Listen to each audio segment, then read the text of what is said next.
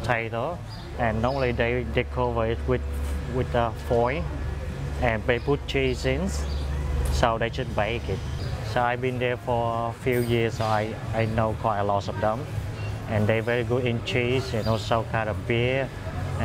About food, they compared to Australia better in food. And yeah, to like a few museums in Amsterdam, in Rotterdam, and in Delft. Well, actually, the name in Dutch is really difficult to remember, and I'm not really good at speaking Dutch also. I know the Dutch people make very nice cheese. They make a lot of goudas and aged goudas. I know that they have lovely architecture. They've got lovely, they do a lot of bike riding. They've got lovely sort of rivers and bridges sort of all over the country, especially in Amsterdam. I know it's a very multicultural country. So I know they like their food, and also very quite agricultural, as far as I know. And I know artistically they have artists like Rembrandt and Van Gogh. And yeah, that's about it. I know that they like to travel to Australia.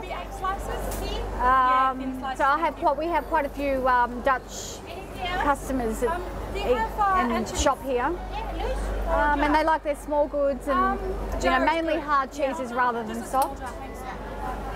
About the Dutch, well, I know that they're very famous for growing tulips, and of course orange is the national colour, so I know their soccer team wears orange. That's about all, I think. Van Gogh and Van Gogh? Oh, well, was he Dutch, was he? I didn't know that, so there you go. Yeah, you learn something new every day.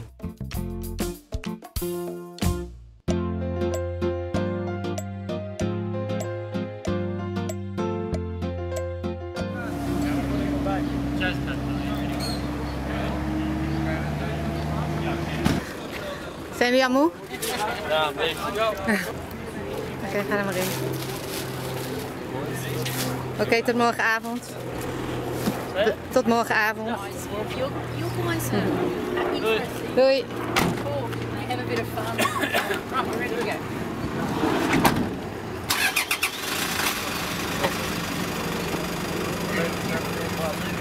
Hier, is hier nog plek?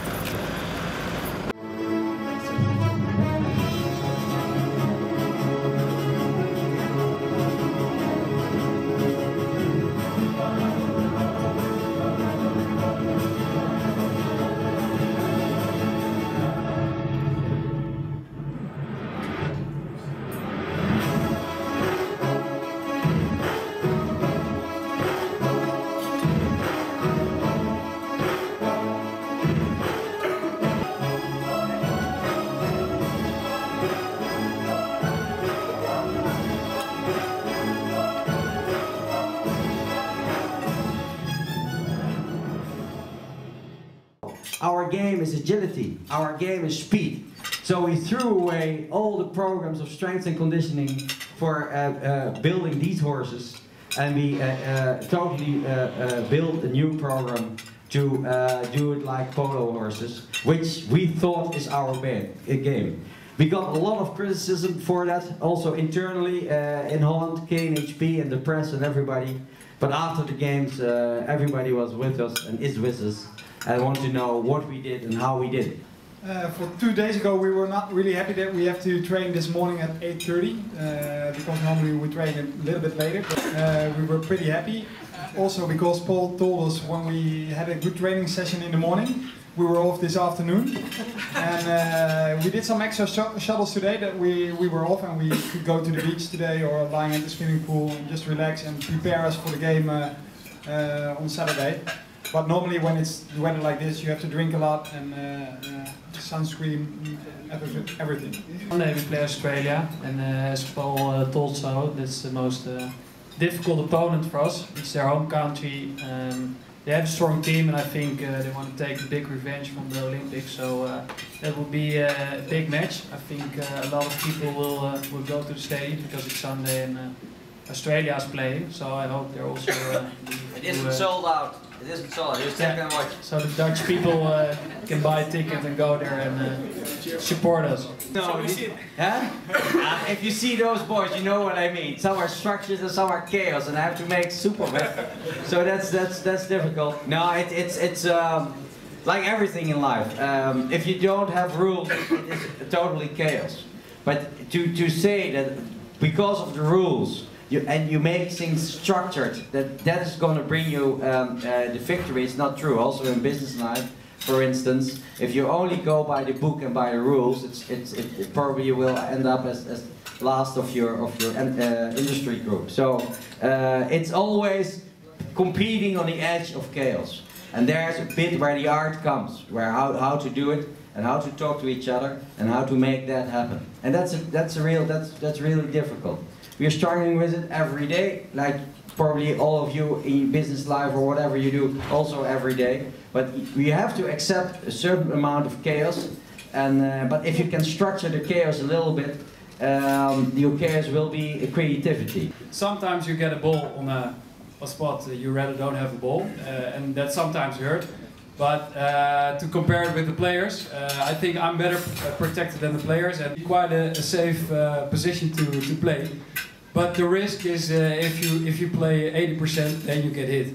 So the challenge is to always train and always play on 100%.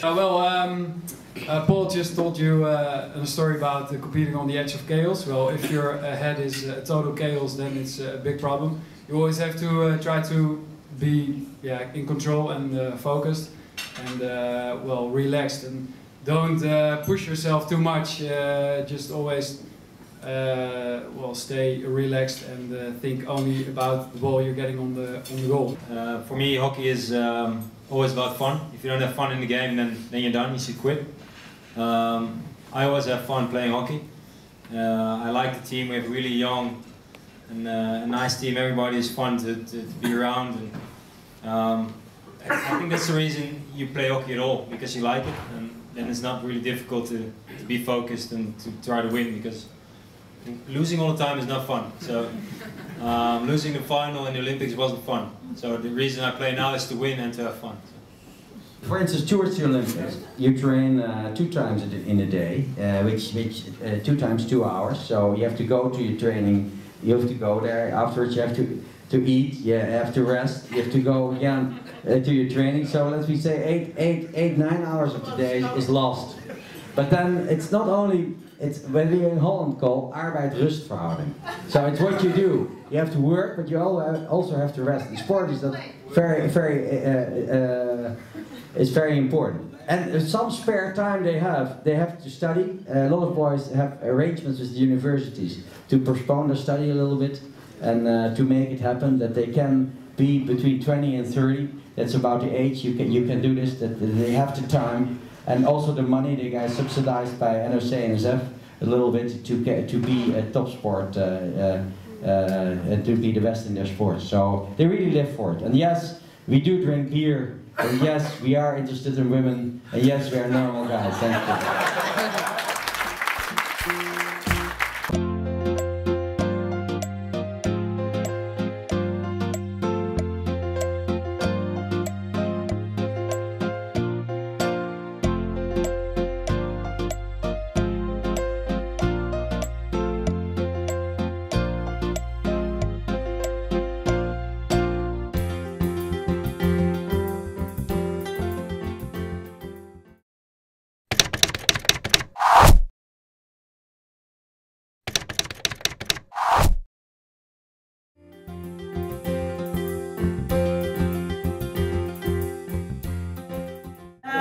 We as Dutch community, we think that Dutch TV really owns this award. Carole is no stranger in organizing all sorts of events and entertainment, so perhaps not surprising to make her own TV program. 3 years ago, she started to make that dream come true. With no funding, but with a band of willing volunteers and a lot of enthusiasm, she sets about filming her first episodes. Carole quickly discovered her talent of being able to find Dutch people in and around Melbourne. She has an absolute knack for seeking out anything Dutch. She has managed to, since those fledgling early days, to secure funding from both the Netherlands Embassy and the Community Broadcasting Foundation, and continues her work together with the Erasmus Foundation, her sponsors and her trustee volunteers. Now, with 3 seasons ahead of She Did, Dutch TV behind her currently busily filming for season 4, Carole is the perfect example of how persistence and assistance can pay off, and we as the Dutch community in Melbourne are enjoying her programs. Dutch TV is Carole. She is the executive producer, interviewer, camera editor. And who is Carole? Carole was for 4 years leading the Dutch playgroup in Melbourne, is still the Dutch teacher of CEA, was one of the 4 ladies of the Orange Fest, and has a background in social event management in Holland. The last 2 years she's enjoying organizing everything around Dutch TV. The events produce the program, filming and editing, and is proud to have a community program in Australia. She has a big crew around her, and what's very amazingly is that all those people in the first 2 years were working for her voluntarily, because there was no sponsoring and no funding. So I think that's really amazing that as a person you can find people around you who are helping you without getting paid. She had a big crew. I just call a couple of names. It's Suzanne van Leeuwen, Boris, Leith, Kira, Ruud, Rob, Joris, and of course her beloved partner, Ron van Riet. Editing, crisis management and overall advice. Dutch TV works in collaboration with Jessica van Beek. That's the person who has 20 years experience in TV industry in Holland. She worked for the VPRO, a Dutch public TV channel, back in Holland, and she's the producer of one of the famous programs, Zomergasten. She also works close with Henk van Leeuwen from the Dutch Erasmus Foundation here in Melbourne. A big clap for Carole.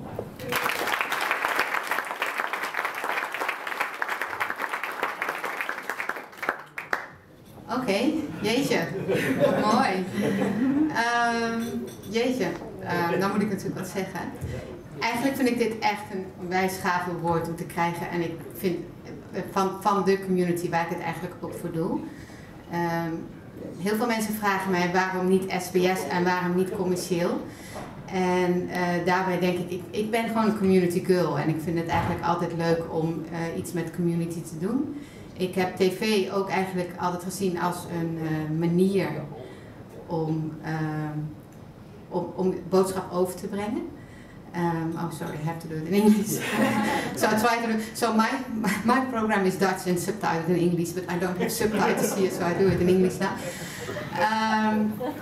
Yeah, so it's TV. I try to make is to get a message across, and as a community girl, I try to get a message across from you guys, from community, from people from the Dutch community. I had, in the beginning, I started actually the 3 things with sports, culture and arts. That were the 3 pillars what I wanted to do. Last season I actually did more culture.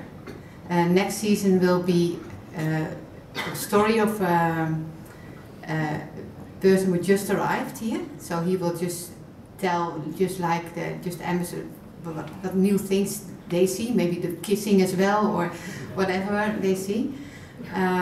So you will see his experience as a just arrived migrant in Australia. I will have Dutch design. I want to broadcast Dutch design, so that can be really broad. It can be fashion, but it can be building, it can be whatever. Maybe your design of your business, how a Dutch person designed his business. Yeah, of course, the cultural side. And stories from just people in Australia. That's actually the main thing. It is about stories, and hopefully I make it nice with visual things. It's a learning curve. I am actually an event manager. Making a TV program is a little bit. It is producing, is managing. Yeah, so with a little bit of funding, with the funding I get now, I can pay people who are actually real professional, and I can just say, this is good. You can do that now. I did it. I could do it a little bit, but they're actually much better doing it. So it's good that I can do that now. And yeah, still making community program, and I'm proud that I got this award now and I can show everybody it's a community program. Thank you so much.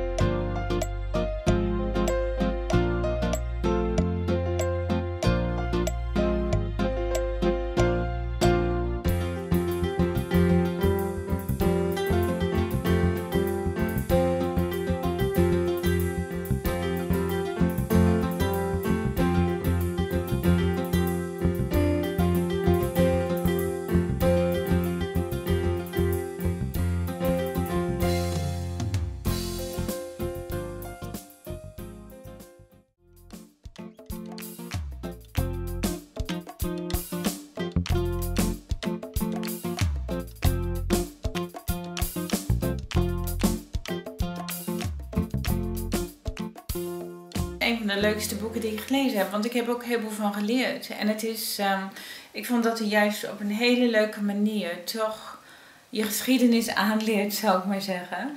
En het was best vlot geschreven. En ik heb zoveel geleerd over Amsterdam, dat ik eigenlijk, daar wist ik nooit wat vanaf. En vooral ook nu ik hier zit, is het leuk om daarover te lezen. Eigenlijk een hele grote geschiedenis, want het begint bij het begin. En ze zeiden, en het is gewoon, ik stond frappant te kijken dat rond Amsterdam was allemaal moerasland eigenlijk. En er zijn een paar mensen gekomen die zijn weggevlucht vanwege hun geloof. En die zijn dan daar naartoe gegaan en het was een moeilijk bereikbare plek. En zijn daar begonnen met een stad te ontwikkelen, maar het begon iedere keer weer weg te zinken. En hoe ze dan toch gebleven zijn, dat weet ik gewoon niet. En zo langzaamaan is het gegroeid. Het was rond de 1100 of zoiets. En toen werd het min of meer een handelsstad. Maar continu was er influx van andere mensen van all over Europe. Dus heel Europa, die kwamen allemaal naar Amsterdam toe. En er werd ook een handelsstad. Dus alles was eigenlijk heel kapitalistisch en materialistisch en onderhandelbaar. En ik vond het gewoon heel leuk. En wat ik heel leuk vond, was dat de straffen, als er dan mensen zich niet goed hadden gedragen en ze werden gestraft door de stad, dan moesten ze in stenen betalen. Want de stad zakte iedere keer weg. En ze konden nergens stenen vinden, dus ze moesten ergens naartoe om die stenen te halen. En dan werden de foundations op die manier gelegd. Ja, want de mensen zijn ook heel nuchter. En Nederlanders zijn nog steeds nuchter, van heel praktisch. Ja, neem die stenen maar, wat doen we nou met geld? Niks, dus geef ons maar stenen.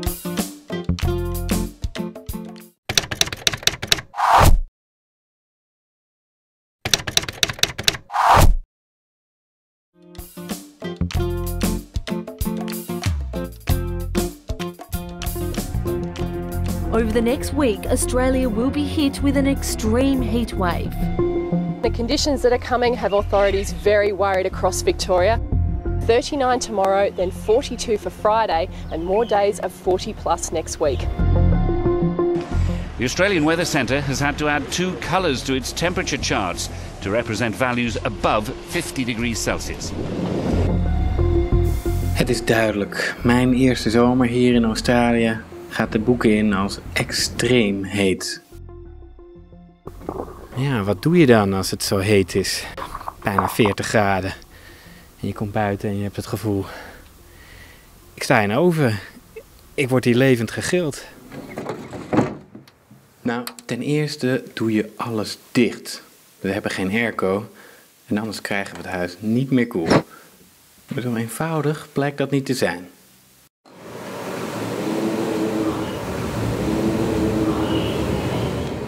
Voelt en je hoort ook gewoon de wind hier onderdoor blazen. Het is alsof er een verwarming zo aanstaat. Die hete lucht die komt er gewoon zo je huis binnen. Maar goed, ook daar is een oplossing voor. Je kunt ook leuke dingen doen in de hitte. Een testje bijvoorbeeld. Ik heb de was opgehangen. Dus laten we kijken wanneer die droog is. Ik geef het een 1 uurtje.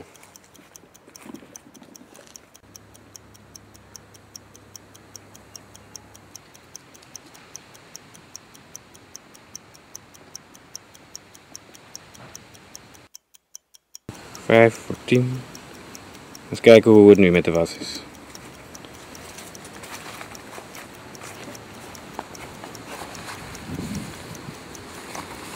Nou, die is droog. Hier zie je. Droog. Nou. Ik kan het inpakken. Het is droog. Maar tegen het eind van de middag warmt ons huis zo erg op dat het niet meer leuk is. Warm hè, Linnetje? Ja, heel warm. Zelfs de koelkast begint te klagen.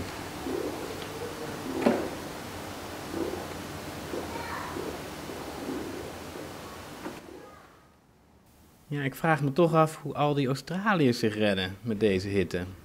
What do you consider a hot day? What do I consider hot? This is actually quite pleasant. It's about 30 something now. Hot here, about 46. I think that was pretty hot. Is today a hot day? Yeah, it's a very hot day I today. guess I would say for me personally above 30 is already quite hot.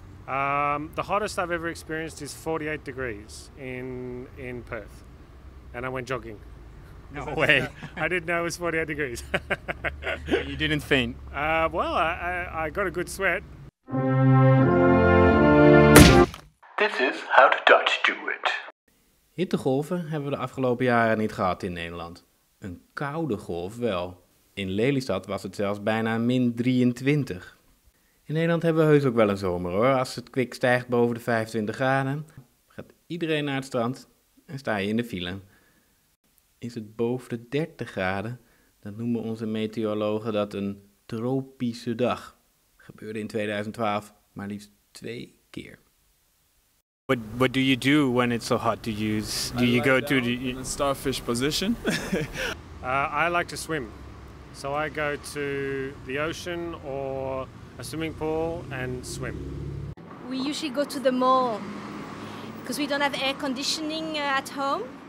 So that's what we're gonna go do now. We're going to Chadstone and hopefully it will be cooler there. Just in my bed like that. Don't touch yourself because it's too hot, it's too sticky. Switch on the fan and you'll be okay. So keep that in mind if you're struggling. Starfish position. Yes. Dus als het extreem heet is, zet de ventilator aan en ga liggen in de starfish position. Ik kan zeggen, het is heerlijk.